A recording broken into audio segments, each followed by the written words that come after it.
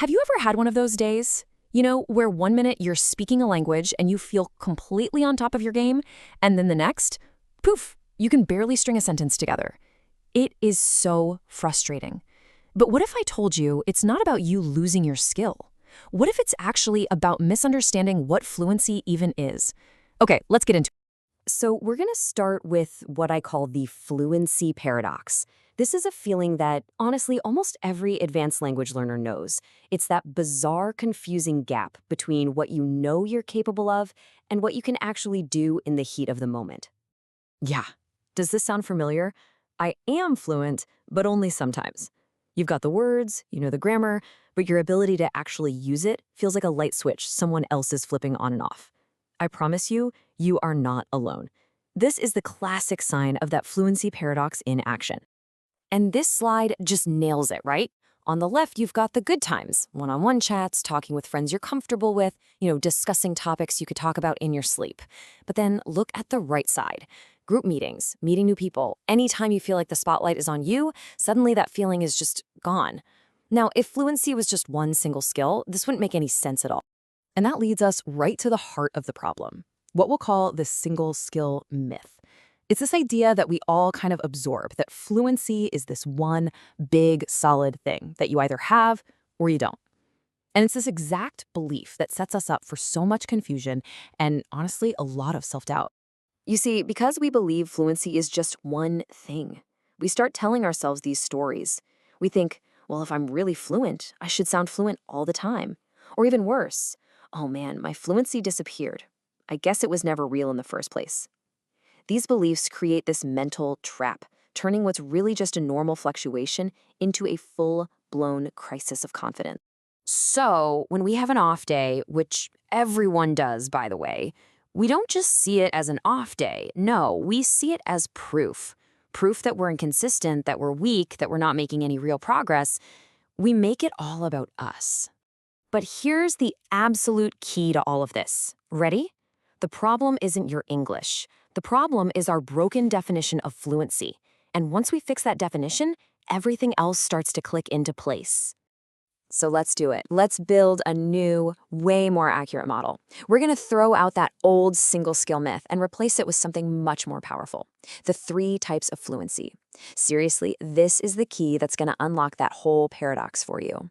So, the big question is, if it's not just one thing, then what are we actually dealing with here? What is really going on under the hood when we try to speak? It's 3 distinct but totally interconnected layers that all have to work together to create that feeling we call fluency. Getting your head around these 3 layers is, well, it's a game changer. Okay, first up, we've got linguistic fluency. This is the one you'd know. This is what most people think of when they hear the word fluency. It's the nuts and bolts, your vocabulary, your grammar, your pronunciation. Think of it as the raw material. And the great news is, once you build this foundation, it's pretty stable. It doesn't just disappear. Layer number 2 is cognitive fluency. Now, this isn't about the language itself, but about your brain's ability to think in that language. Can you come up with ideas on the fly? Can you organize your thoughts into a logical flow? This is your mental processing speed, and this is the layer that can definitely get a bit sluggish when you're tired or under stress. And finally, we have the 3rd layer, and honestly, this is the most misunderstood of them all: social fluency. This is all about your ability to perform when you feel the pressure is on, when you feel like you're being observed or judged, or maybe you're just comparing yourself to the native speakers in the room. This is the fragile layer. Okay, so we have our 3 layers: linguistic, cognitive, and social.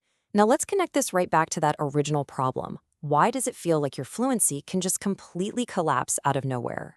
Well, here's the typical profile of an advanced learner, and this might sound a lot like you. You probably have good, solid linguistic fluency. Your cognitive fluency is likely pretty decent, especially when you're talking about stuff you know well. But your social fluency? For almost everyone, it's the least trained. Think about it. We spend thousands of hours on grammar, but almost 0 time practicing how to perform under pressure. So here's the chain reaction. First, some kind of social pressure hits. Maybe it's a big meeting at work.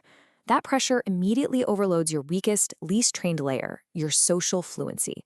That overload then puts a huge drag on your cognitive fluency. Your thinking gets slow and foggy. And suddenly, all that wonderful linguistic fluency, all that grammar and vocab, it feels like it's a million miles away. The entire system feels like it's shutting down. So on the inside, you're experiencing this dramatic feeling of, oh my God, I suddenly can't speak. But that's just the feeling. What's actually happening on a technical level is that one specific layer, your social fluency, got temporarily overloaded, and it's dragging the other two down with it. It's a system overload, not a catastrophic failure of your skills. And understanding this isn't just some interesting little theory, it gives you a completely new path forward. It moves you from feeling like a victim of your own brain to being the pilot who's actually in control. And this is the most important reframe. You have to say this to yourself next time you start to struggle. Your English skills did not get worse. They didn't vanish. The situation just changed, and it demanded a different type of fluency, probably one you just haven't trained as much yet. Just look at what this simple shift in mindset does. In the old way of thinking, that feeling of frustration just leads to silence and self-criticism. But in the new mindset, that exact same feeling becomes useful information.